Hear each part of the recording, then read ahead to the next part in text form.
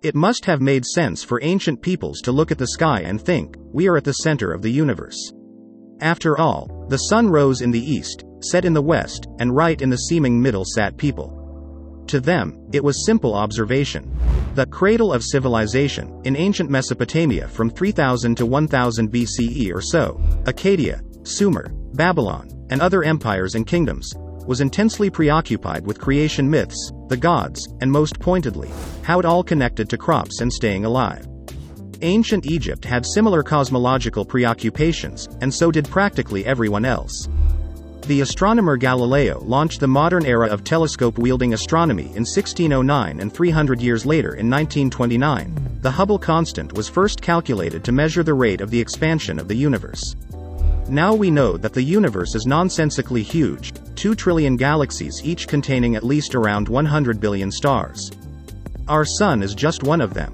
All of this, all of reality, sprang from the infinitely dense point of the Big Bang. From Earth, looking up, the universe looks like an inflating balloon dotted with ink for stars. Everything expands outward, and each thing drifts from all other things.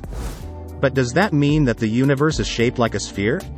Or something else entirely? One of the first brain-breaking questions that a kid might ask is, "But mommy, what's outside the universe?" This question is similar to, "But mommy, who made God?" Both questions are likely to make a parent reach for the nearest keys and start dangling them in the air. To the latter question we say, "Your call, how to answer." To the former question we say, "Nothing." That's right. Nothing. The universe isn't stuffed into, or wrapped in, another something, around which something else wraps, ad infinitum. Our balloon analogy breaks down here. There's no outer side to the inflating balloon wall of the universe. There's only an inner surface, so to speak. This means that there's no edge to the universe, only a continual, concave, positive curvature, like the inside of a contact lens. There's no true beginning or endpoint, only a finite surface to surf. That is, if the universe is shaped like a sphere. It all depends on the Hubble constant, which measures space's expansion. Reason being, space bends according to how much mass is inside it. A dense object like the sun is like a tennis ball on a stretched bedsheet, and the Earth a marble. With enough stuff inside the universe, enough mass, the universe would curve around, close in on itself, and take the shape of a sphere. Attractive forces, including dark matter, would eventually halt the universe's expansion, and even cause it to collapse again. Remember that the scale of the universe is so vast, 2 trillion galaxies, right? That we can only perceive any curves to its shape from a far enough distance. Even on Earth's surface, it's not obvious that we're standing on the outside of a spheroid unless we travel high enough into the atmosphere. That's why we can talk about the shape of the entire universe in simple 2D and 3D geometric terms. To the point. What about a flat universe, like a carpet? This is where things get brain-bendy. Bear with us.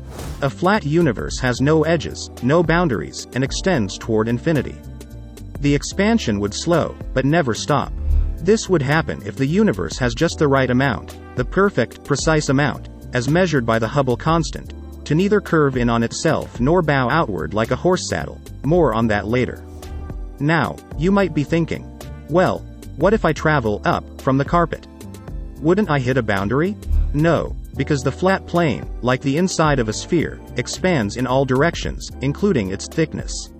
For a long time, researchers thought this was the case. Cosmic background radiation, energy signatures left over from the Big Bang, are relatively even across the entire observable universe. This could only happen if the universe's initial inflation happened really, really quickly. There's a final option for the shape of the universe. Not curved and closed, like a sphere, not flat like a carpet, but curved and open, like a horse saddle. Keep extending the saddle shape to either side, and the saddle becomes, well, a donut, a ring. And lo and behold, the most recent research indicates that we could indeed be living in a donut-shaped universe. We just hope it's got sprinkles. In the saddle donut scenario, there's not enough mass to halt the universe from expanding, using the Hubble constant, similar to a flat universe. Dark energy fuels the ever-quickening expansion of the universe. But similar to a closed universe, this universe's shape would eventually wrap around itself. If you could somehow travel faster than the rate of the universe's expansion and could coast along its convex exterior, you'd eventually wind up back at the beginning. This is called negative curvature. As it turns out, this is the likely scenario, at least ever so slightly. It's difficult to perceive the negative curvature of the cosmos because the observable universe, what we can see. Just like someone standing on Earth, its curved surface isn't obvious to the naked eye.